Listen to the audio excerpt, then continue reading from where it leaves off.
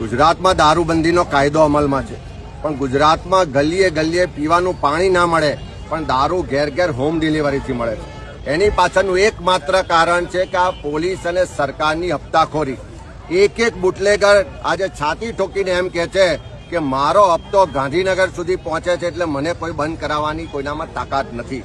અને એવા સમયમાં રાજ્યના ગૃહમંત્રીએ એના માટે કડક થવું જોઈએ. આવા બુટલેગરોને જેલના સળિયા પાછળ નાખવા જોઈએ.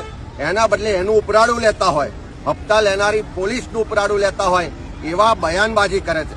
મારે માનનીય હર્ષભાઈ સંઘવીને કહેવું છે કે હિન્દુત્વના નામે બનેલી આ ભારતીય જનતા પાર્ટીની સરકારમાં થોડી પણ શરમ હોય તો આ મા અંબાનું ધામ અંબાજી છે, ડાકોર છે, દ્વારકા છે, સારંગપુર છે, ખોડિયારનું ધામ છે, ઉમિયા માતાનું ધામ છે, આ બધી જ જગ્યાએ પવિત્ર જગ્યાઓમાં ખુલ્લેઆમ દારૂ મળે છે, ખુલ્લેઆમ ડ્રગ્સ વેચાય છે.